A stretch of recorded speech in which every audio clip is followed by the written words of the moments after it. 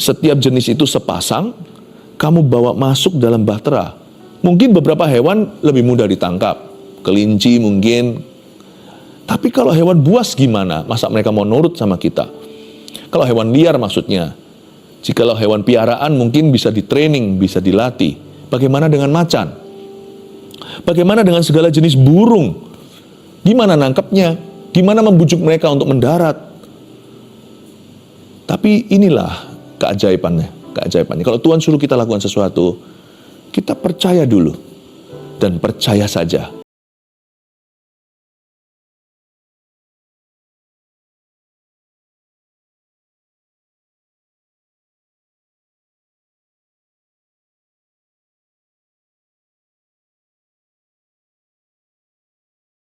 Pengertian tentang Allah dan kehendaknya.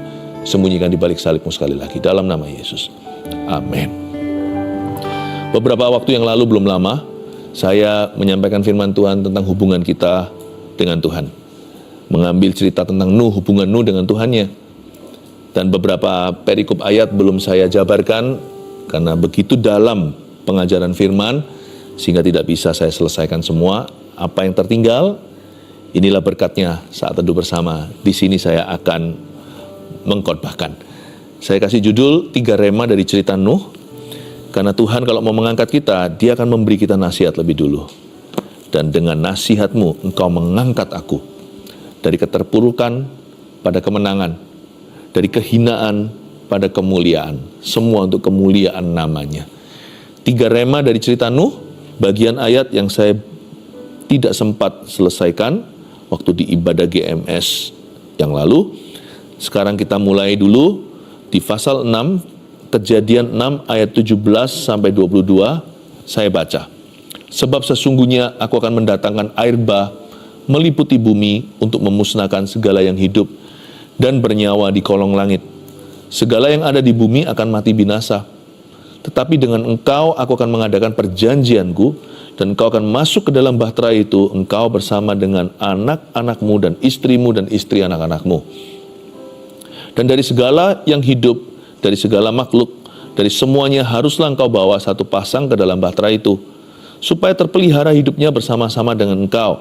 Jantan dan betina harus kau bawa. Dari segala jenis burung dan dari segala jenis hewan dan dari segala jenis binatang melata di muka bumi, dari semuanya itu harus datang satu persatu, satu pasang kepadamu supaya terpelihara hidupnya. Dan engkau bawalah bagimu segala apa yang dapat dimakan. Kumpulkanlah itu padamu untuk menjadi makanan bagimu dan bagi mereka. Lalu Nuh melakukan semuanya itu tepat seperti yang diperintahkan Allah kepadanya. Demikianlah dilakukannya. Dari cerita ini kita akan memperoleh nasihat. Ada bimbingan tuntunan Roh Kudus. Dan kalau Tuhan yang pimpin kita, ajaiblah perbuatannya. Saya percaya kunci kemenangan itu terletak pada kepekaan kita terhadap kehendak Tuhan. Dan yang harus tentunya disambung dengan ketaatan. Percuma kita peka, percuma kita tahu, kalau pada ujungnya kita tidak menjadi pelaku. Kita hanya menjadi penonton saja. Tuhan mau memberkati hidup Anda di tahun yang baru ini. Dan ada 3 rema yang mesti kita temukan dari cerita dan ayat yang kita baca. Ayat 17, sebab sesungguhnya aku akan mendatangkan air bah meliputi bumi untuk memusnahkan segala yang hidup dan bernyawa di kolong langit. Segala yang ada di bumi akan mati binasa. Ayat 17 terdengar kejam. Tapi Tuhan memberitahukan kepada sahabatnya yaitu Nuh. Tuhan tidak pernah melakukan sesuatu tanpa memberitahu Nabi dulu. Tuhan juga tidak akan melakukan apa-apa di dunia ini tanpa memberikan bocoran pada umatnya. Makanya kita harus hidup dalam kepekaan. Karena kita perlu untuk maju. Dan kita harus early. Artinya kita harus dini. Beberapa langkah sebelum orang-orang dunia alami. Sekalipun kita tidak maha tahu, hanya Tuhanlah yang maha tahu. Tapi orang yang bergaul akrab atau karib dengan Tuhan, Tuhan akan memberitahukan perjanjiannya kepada orang itu. He will reveal his covenant, bahasa Inggrisnya. Perjanjian itu bukan janji-janji doang. Maksudnya, Tuhan pasti akan memberi bocoran maksud-maksud ilahi dalam dunia ini. Dan Tuhan tidak akan memberitahu itu kepada orang fasik, tapi kepada orang benar. Kadang-kadang kita nggak bisa taruh dalam kata-kata atau kalimat apa yang Tuhan hendak perbuat. Karena masa depan tetap remains mysterious atau tetap sebuah misteri. Namun demikian, kita pasti dipersiapkan lah. Pasti ada faktor-faktor hidup kita itu dipersiapkan untuk apa yang akan terjadi tanpa kita sadari. Lalu untuk hal-hal yang kita sadari, Tuhan pasti memberi kita rema. Nggak mungkin nggak. Tuhan nggak akan diam saja. Jadi kita itu nggak usah kepo, mau cari tahu. Bergaul akrab aja, kita pasti tahu sesuatu. Kita pasti mengerti, sekalipun kita nggak memahami, nggak mengerti, kita pasti mengenal jalan-jalannya. Sebab ada firman, umat yang mengenal Allahnya akan bertindak. Tapi orang fasik yang gagah perkasa akan digembosi oleh Tuhan. Mereka yang merasa berhikmat akan tertangkap dalam hikmatnya. Malah justru hikmatnya itu celaka. Orang yang merasa pintar akan ditangkap dalam kepintarannya, malah kepandaiannya itu yang menjerumuskan. Tapi orang-orang yang bergaul dekat dengan Tuhan mencari wajahnya, nggak mungkinlah Tuhan itu biarkan kita itu seperti meraba-raba dalam gelap lalu kesandung batu. Apalagi kalau di firman dikatakan, firmanku pelita bagi kakimu, itu berarti kan terang bagi jalan. Pasti ada suatu peluputan. Kalau Anda baca ayat 17 ini, waktu itu di zaman Purbakala, zaman Nuh, mereka itu jahat-jahat sekali, bahkan anak pun dikorbankan, kira-kira begitu. Makanya kita jangan menilai Tuhan hanya sekedar dari asal baca lalu berkata, Tuhan kok tega. Tuhan itu nggak raja tega. Tuhan itu sudah menyerahkan nyawanya untuk orang berdosa. Anda dan saya bahkan belum hidupi hidup sendiri tanpa dosa. Tuhan itu sudah mati bagi orang berdosa. Jadi jangan pernah berkata Tuhan itu raja tega. Kita belum mati untuk siapa-siapa. Hidup untuk diri sendiri aja masih belum becus. Masih belum betul. Tuhan itu kalau sampai berfirman, aku akan mendatangkan air bah, itu pasti dunia sudah keterlaluan. Udah tidak ada lagi obatnya. Ada orang yang sudah mengeraskan hati sampai satu taraf, hanya satu langkah lagi yang tersisa yaitu binasa. Jangan sampai kita adalah orang itu. Jangan sampai hidup kita sampai ke titik itu. Hati itu harus lembut, harus mau ditegur oleh Roh Kudus. Kita itu jangan sampai seperti Firaun yang hatinya membatu, mengeraskan hati sampai mati. Tapi ayat 17 singkat cerita, dunia begitu bejat, sehingga Tuhan berkata, aku akan memusnahkan semua yang hidup. Sudah kamir semuanya ini. Tetapi di ayat 18 ini super indah. Tetapi dengan engkau, aku akan mengadakan perjanjianku. So beautiful ya. Ayat 17 itu seolah Tuhan marah, memang Tuhan murka. Tapi ayat 18 itu beda tonasinya. But with you, it's different. Tapi dengan kamu beda. Halo Nuh. Tapi dengan engkau, aku mau. Tapi dengan dirimu Nuh, aku akan mengadakan perjanjianku. Dan engkau akan masuk ke dalam bahtera keselamatan itu. Tapi gara-gara kamu, kata Tuhan pada Nuh, anak-anakmu, bahkan istri-istri mereka, dan istrimu sendiri, semua juga akan kuselamatkan. Tahukah Anda bahwa Tuhan itu masih membuat yang namanya peluputan? Keluputan itu masih terjadi. Makanya kalau kita itu hidupi tahun ini, jangan hanya minta sama Tuhan luputkan dari hukuman dunia. Tapi aku mau dosanya. Loh kok enak? Kita mau perbuatannya, tapi kita tidak mau konsekuensinya. Itu satu paket. Orang benar itu selalu diluputkan. Bukan hanya dari hukuman, tapi juga dari dosa dunia. Karena itu berdoalah begini seperti yang diajarkan dalam firman Tuhan. Tolong Tuhan Yesus beri aku hati yang bulat. Hati yang bertekad. Bulat hati aku untuk takut akan nama-Mu. Dalam bahasa Inggrisnya, give me an undivided heart. Kasih aku hati yang gak bercabang. Bercabang itu ternyata bukan hanya suami istri, pasangan yang selingkuh. Bercabang itu bukan hanya pecah kongsi, gak loyal sama partnernya, mengkhianati orang yang percaya kepadanya. Ternyata bercabang itu bukan hanya orang bekerja di perusahaan ini lalu jual info dari sini ke perusahaan rival supaya dapat keuntungan ganda. Ternyata itu semua hanya manifestasinya. Orang bercabang itu pertama-tama adalah terhadap Tuhan. Makanya kalau dia sama Tuhan gak loyal, dia sama manusia juga gak setia. Atau sama apapun dia tidak akan menunjukkan loyalitas. Minta sama Tuhan. Kasih aku hati yang bulat untuk takut akan nama-Mu.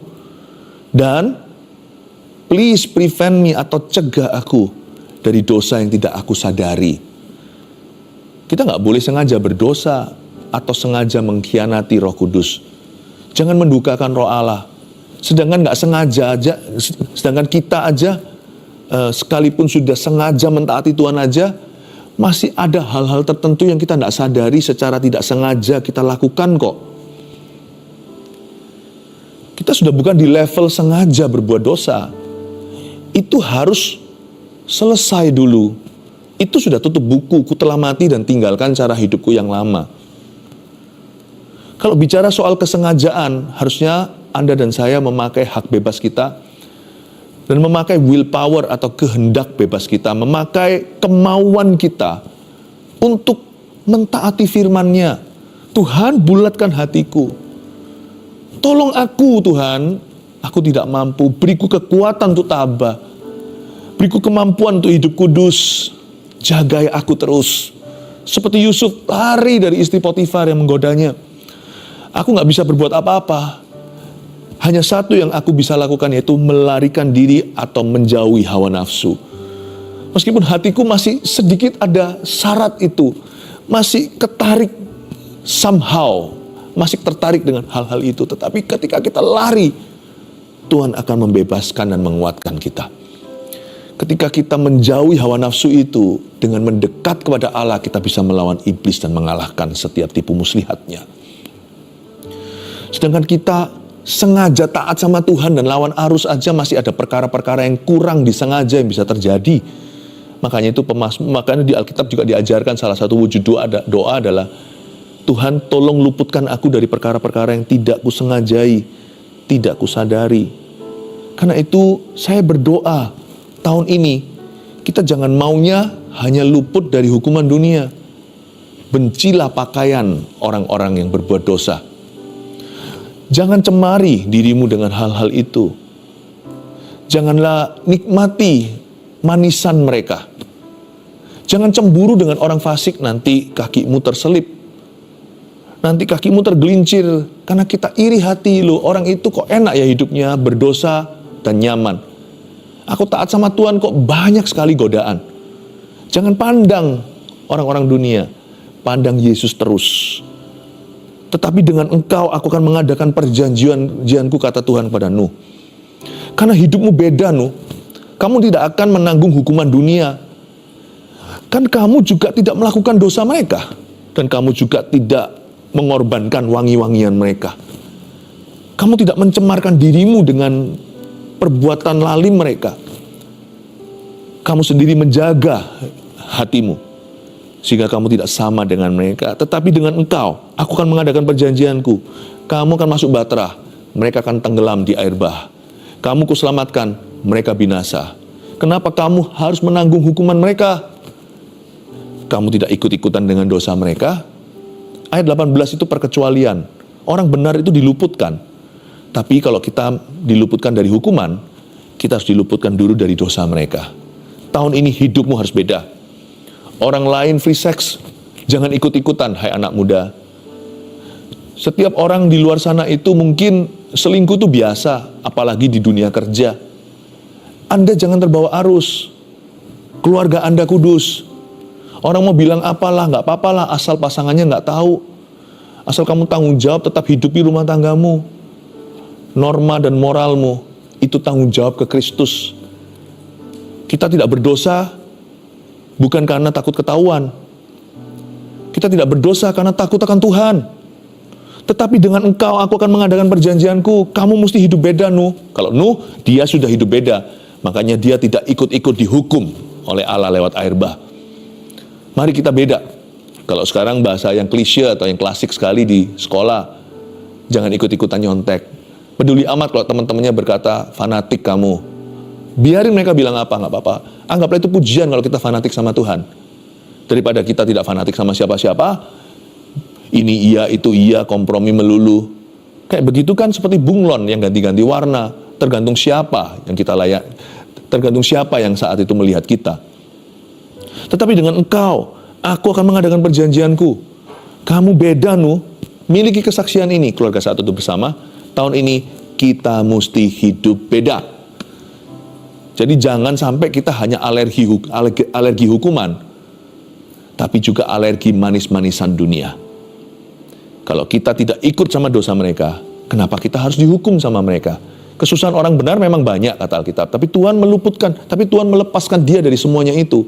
Siapa bilang kalau kita taat sama Kristus hidup kita mulus? Enggak.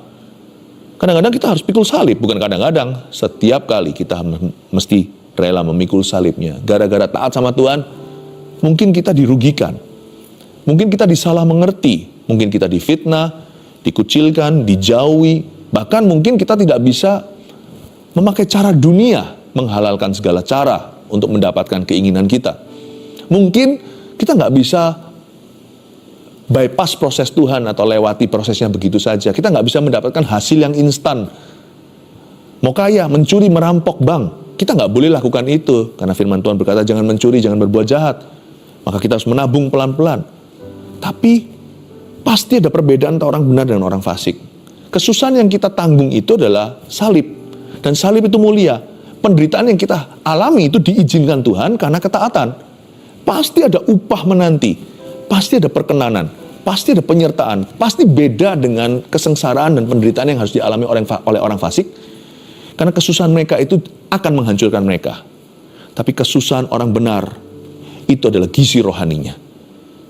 Penderitaan yang harus kita tanggung bukan karena dosa kita, tapi karena taat firman itu akan mendatangkan pahala. Tetapi dengan engkau aku akan mengadakan perjanjianku. Anak-anakmu dan istri-istri mereka pun akan masuk dalam perjanjian itu. Keturunanmu akan beda. Di bawahmu nanti, turun-temurun anak cucumu akan selalu ada orang-orang pilihan Allah. Selalu ada orang-orang benar. Kamu pasti beda. Ayo, sama Tuhan itu jangan pikirannya transaksi. Aku taat dapat apa?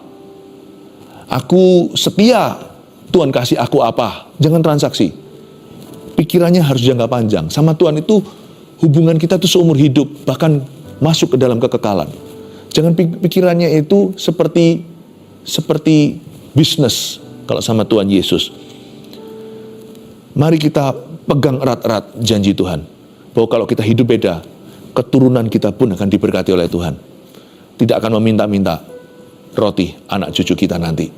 Saya percaya berkat kita datangnya dari Tuhan. Bukan datang dari mencuri. Bukan datang dari merampas, bukan dari kompromi. Hidup ikut Tuhan itu bahagia dan bahagianya penuh. Amin. 3 rema dari cerita Nuh yang berikutnya saya bacakan di ayat 19 lagi. Dan dari segala yang hidup, dari segala makhluk, dari semuanya, haruslah engkau bawa satu pasang ke dalam bahtera itu, supaya terpelihara hidupnya bersama-sama dengan engkau. Jantan dan betina harus kau bawa. Tuhan suruh Nuh untuk mengambil hewan sepasang demi sepasang supaya jangan sampai punah. Ayat 20, dari segala jenis burung dan dari segala jenis hewan, dari segala jenis binatang melata di muka bumi, dari semuanya itu harus datang satu pasang kepadamu supaya terpelihara hidupnya. Pertanyaannya di ayat 19 dan 20, bagaimana caranya? Tuhan kasih Nuh sebuah impossible task atau sebuah tugas yang nggak mungkin bisa dia lakukan. Kamu harus tangkap semua jenis hewan, pasangan-pasangan mereka. Setiap jenis itu sepasang, kamu bawa masuk dalam bahtera. Mungkin beberapa hewan lebih mudah ditangkap. Kelinci mungkin. Tapi kalau hewan buas gimana? Masa mereka mau nurut sama kita? Kalau hewan liar maksudnya. Jikalau hewan piaraan mungkin bisa di-training, bisa dilatih. Bagaimana dengan macan? Bagaimana dengan segala jenis burung? Gimana nangkapnya? Gimana membujuk mereka untuk mendarat?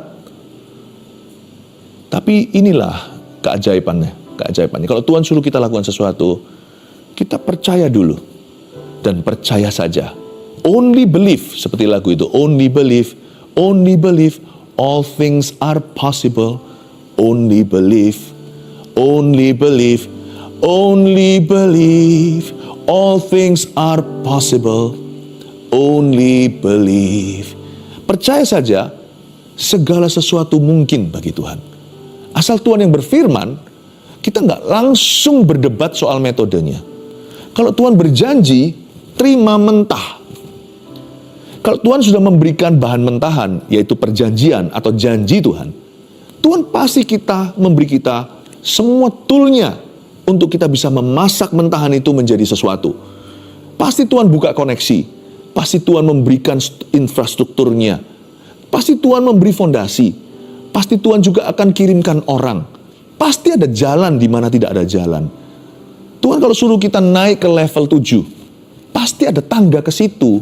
Tapi waktu Tuhan suruh kita, waktu kita dengar suara Allah, katakan amin dulu. Firman-Nya ya dan amin, asal ada di dalam Alkitab. Asal itu firman Allah yang kita dapatkan lewat doa ketika kita mencari wajahnya, keluar dari persekutuan kita yang hidup dengan Kristus. Say yes. Waktu itu Nuh berkata, ya Tuhan. Tidak pernah tertulis Nuh ragu, Nuh tertawa. Seperti Zakaria ketika diberitahukan bahwa istrinya yang sudah super tua itu akan melahirkan Yohanes Pembaptis. Dia tertawa, tidak percaya, langsung jadi bisu. Nuh gak begitu. Dia percaya dulu. Only believe. Tahu nggak, kunci mujizat itu sebenarnya hanya percaya saja. Ya ngomong enak Pastor Philip, tapi dilakukan, pertama-tama kalau Tuhan berfirman, itu Tuhan nggak suruh kita melakukan apa-apa dulu. Kelakuan nomor 1 untuk meresponi firman itu, kata aktif pertama yang harus kita persembahkan adalah believe. Sebelum kita melakukan sesuatu lebih dari itu, berbuat sesuatu lah, kontak seseorang lah, mengusahakan lah, meeting dulu lah, pilih strateginya, timingnya kapan, mulai dari step 1, langkah ke 1 apa dulu sebelum itu. Sebelum ini, apa dulu yang harus kupersiapkan. Itu semua pikiran logika diperlukan nanti. Tapi itu semua percuma kalau Anda tidak percaya di depan ketika Tuhan berfirman. Karena itu semua nanti langkah-langkahmu akan menjadi usaha manusia dan timbul dari keraguan-raguan iman, kebimbangan, kau tidak akan dapat apa-apa. Jadi kalau Tuhan berfirman, langkah paling smart, the wisest thing to do, paling berhikmat adalah percaya dulu dan percaya saja. Yes, I believe. Kalau temannya tanya atau istrinya sendiri tanya, istri Nuh berkata, papa, ya. Lalu gimana caranya nangkep burung-burung itu? Nggak tahu. Tapi kalau Tuhan berfirman, Tuhan pasti tahu. Percaya dulu. Mungkin orang-orang sekitarnya berkata, bagaimana itu mungkin bisa terjadi? Apakah kau gila? Gimana caranya? Belum lagi berapa jenis hewan itu yang harus dikumpulkan. Membuat bahtera, jangankan kumpul hewannya, bikin kapal di atas pegunungan. Kapal segede itu, ratusan meter panjang lebarnya semua, mana bisa? Udahlah, jangan tanya dulu why, mengapa. Jangan tanya what, tapi perhatikan who, siapa yang berbicara kepadamu. Percaya dulu, percaya saja. Itulah kunci mujizatmu di tahun ini. Dan Tuhan itu luar biasa, Tuhan tidak pernah mengecewakan. Nanti setelah step 1, langkah ke-1-nya betul. Aku percaya Tuhan, trust and obey. Aku taat saja. Tiba-tiba waktu kita melangkah, Petrus berjalan di atas air. Ketika Nuh membuat bahtera, itu hewan bisa datang sendiri setor muka. Nggak disuruh, tidak ada publikasi, tidak pakai taktik apa-apa. Mau hewan-hewan yang liar, hewan piaraan, ternak, tidak pandang bulu. Semua datang sepasang-sepasang satu persatu. Dan mereka langsung masuk begitu aja, manisnya, nurut sekali. Seperti sudah di-training, memang betul sudah di-training dan dilatih oleh Tuhan yang Maha Kuasa. Masa mungkin Allah tidak mengenapi firman-Nya? Itu hewan-hewan datang sendiri, setor dirinya kepada Nuh, masuk ke dalam bahtera. Itulah keajaiban. Persisnya seperti apa kita nggak tahu, aslinya itu seperti apa. Saya kepingin tahu suatu hari, saya kepingin nanti kalau kita semua sudah di sorga, suatu saat nanti, kepingin interview Nuh. Sebenarnya secara spesifik, gimana sih kejadiannya? Tapi intinya adalah, Tuhan tidak pernah gagal mengenapi firman-Nya sendiri. Jadi kita jangan gagal percaya. Kuncinya itu only believe. Coba lihat sekarang ayat ke-21. Dan engkau, bawalah bagimu segala apa yang dapat dimakan. Kumpulkanlah itu kepadamu untuk menjadi makanan bagimu dan bagi mereka. Lalu Nuh melakukan semuanya itu tepat seperti yang diperintahkan Allah kepadanya. Demikianlah dilakukannya. Ayat 21, Anda perhatikan Tuhan suruh Nuh apa? Nuh, hewan itu akan datang sendiri. Tapi makanan mereka dan makananmu, kamu harus store, kamu harus kumpulkan dan simpan. Ada bagianku, ada bagianmu, ada bagiannya Nuh, ada bagiannya Tuhan. Tuhan berkata, aku tidak mau kamu malas. Iman itu tidak menghapus peran. Iman itu justru mengurapi peran kita. Di bagian kita sebagai manusia, kalau kita beriman sama Tuhan, kita memperoleh kekuatan untuk melakukan kehendak-Nya. Dan kita memperoleh kekuatan untuk melakukan perintah-Nya.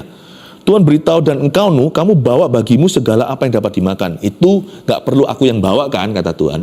Kalau hewan, satu persatu mereka datang kepadamu di depan pintu bahtera nanti. Tapi kalau makanan, lu kumpulin sendiri. Bukankah Nuh itu petani? Kalau Anda baca ya, dia punya profesi itu, dia seorang yang mengerjakan tanah. Nuh, kamu punya waktu sekitar puluhan tahun membuat bahtera. Bahtera itu dibuat kurang lebih 70 tahun. Nuh bisa kumpulkan banyak itu. Sedangkan Yusuf di Mesir aja, nanti di kitab Kejadian, dia mengumpulkan 7 tahun dalam kelimpahan. Itu bisa beli satu Mesir kok, bisa ngasih makan Timur Tengah kok. Pasti 70 tahun dia bisa kumpulkan banyak makanan yang cukup untuk para hewan. Seluruh bahtera itu nggak mungkin diisi hanya dengan binatang. Juga harus ada gudang untuk makanan. Dan Nuh mengumpulkan makanan itu, kumpulkan itu padamu untuk menjadi makanan bagimu dan bagi mereka. You know, berkat Tuhan itu tidak selalu datang lewat mujizat. Ada berkat Tuhan yang Tuhan berikan melalui persiapan kita yang matang. Dan juga melalui pengaturan yang baik. Some blessings come from good management. Ada berkat tertentu diberikan kepada kita karena kita manage resources atau karena kita bisa memanage, mengelola sumber daya yang Tuhan berikan seperti waktu, talenta, perencanaan kita. Jangan kita itu ngeflow, udah gampang tahun ini mau apa terserah Tuhan. Loh, ada hal-hal yang terserah Tuhan, ada hal-hal yang Tuhan serahkan kepadamu. Kalau Tuhan sudah serahkan kunci kerajaan sorga, jangan terus begini sama Tuhan, lempar-lemparan. Berarti ada sesuatu di tangan Anda. Jadi jangan sampai kita salah kaprah. Ada berkat itu yang dari mujizat. Tapi ada berkat yang kita kelola. Ada yang tumbuh sendiri dari tanah, tapi nanti tahun ketiga kamu harus buat kebun anggur. Bahkan tahun kedua sudah apa yang kamu tanam dari tahun sebelumnya. Berkat Tuhan itu ada pada good preparation and wise management. Pakai intelligence kita. Pakai sesuatu yang Tuhan sudah berikan. Kita nggak perlu jadi Einstein. Kita nggak perlu punya otak yang terlalu jenius. Tapi apa yang ada pada kita, pakai common sense, pakai yang namanya pengetahuan umum. Pakai yang namanya, firasatmu yang baik. Belajar untuk tepat waktu. Saya selalu ngomong begini, orang yang tidak bisa menghargai Kronos tidak akan pernah melihat Kairos. Orang yang tidak bisa menghargai waktu yang di dalam kuasa manusia. Janjian pukul 7, datangnya 7:30. Orang yang kayak gitu, biasanya akan jarang lihat Kairos atau waktu ilahi. Tahukah Anda, Tuhan bekerja sama dengan manusia. Tuhan tidak membiarkan kita jadi Pinocchio, Tuhan yang kerja melulu. Atau semuanya kita, nanti kita sombong kiranya karena hasil usahamu dan jeripayamu. Tuhan itu memberikan sebagian berkat itu lewat pengelolaan kita. Kalau Anda baca ya, ada mujizat luar biasa di ayat 21 itu. Selama hampir setahun lebih, 371 hari, Nuh akhirnya berlindung di dalam bahtera. Memang untuk air bah menenggelamkan bumi cuma butuh 40 hari. Tapi butuh 1 tahun lebih untuk air itu surut totalnya, ya kan? Air bah, lalu habis itu nanti surut. Sampai sungguh-sungguh bisa mendarat di Gunung Ararat. Itu perlu waktu cukup lama, hampir setahunan. Dan kalau Anda baca, makanannya nggak ada yang expired. Nggak ada ayatnya makanannya jadi basi. Yang Nuh kelola, diberkati oleh Tuhan, dikasih restu Yesus. Dikasih restunya Tuhan. Nggak ada satupun makanan itu yang wasted. Dia ngumpulkan tuh nggak kebanyakan. Nggak ada ceritanya setelah bahtera mendarat di pegunungan yang tinggi Ararat, lalu makanannya kelebihan di sana, di dalam bahtera itu mereka pusing gimana untuk pindahkan makanan atau busuk di dalam bahtera. Nggak ada cerita gitu-gitu, nggak ada. Semua seolah-olah pas pada waktunya, pada tempatnya. Dan Anda sadari nggak, selama di Bahtera setahunan itu, ratusan hari, tak ada satupun animal yang sakit. Nggak ada satupun yang sakit. Saya percaya mereka ada penggolongan, ada bilik-biliknya, seperti zoo. Beruang nggak dicampur dengan kelinci, macan nggak dicampur dengan kambing. Pasti semuanya itu ada organisasi yang Nuh lakukan di sana, dan ada pembukuan yang baik. Nuh bukan orang teknologi, bukan orang canggih, tetapi dia punya tanggung jawab yang tinggi. Coba lihat ya, no human get sick, tidak ada manusia yang sakit. 8 orang di Bahtera itu, Nuh istri, 3 orang anak, 3 menantunya. Tidak ada hewan atau binatang yang jatuh sakit, apalagi yang mati.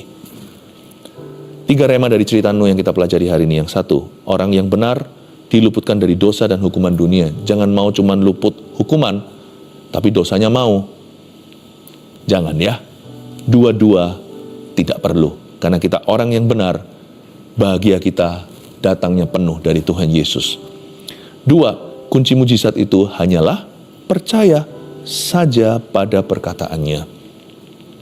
3, berkat Tuhan ada pada persiapan dan pengaturan yang baik. Tahun ini be organized ya.